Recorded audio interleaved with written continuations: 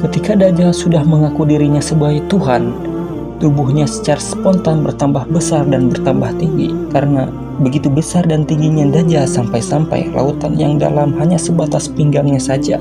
Bersamaan dengan itu, tulisan kafir yang terdapat di antara kedua matanya juga semakin jelas, baik dilihat dari jauh maupun dilihat dari dekat. Bagi orang yang taat beriman kepada Allah Subhanahu wa Ta'ala, mereka bisa membaca tulisan tersebut. Oleh karena itu, mereka mendustakan semua yang diucapkan oleh Dajjal. Tapi bagi orang-orang yang ingkar kepada Allah Subhanahu wa Ta'ala, mereka tidak bisa melihat tulisan tersebut, sehingga mereka menjadi pengikutnya Dajjal.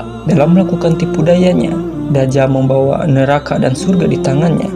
Surga Dajjal tampak di dalamnya, berisikan beraneka makanan dan minuman yang enak-enak, yang disediakan bagi orang-orang yang mau mengikuti dan beriman kepada Dajjal.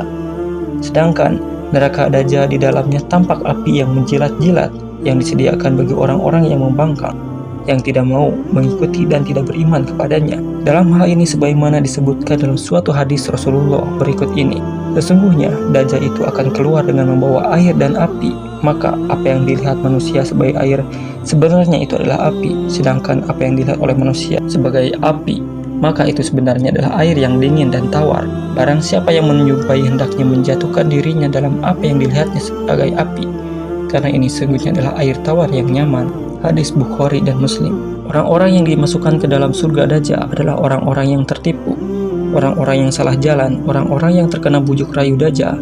Mereka ini termasuk ke dalam golongan orang-orang kafir. Untuk itu, mereka akan langgeng di dalam neraka. Sedangkan orang-orang yang dilemparkan ke neraka Dajjal adalah orang-orang yang memperoleh petunjuk dan pertolongan dari Allah Subhanahu wa Ta'ala.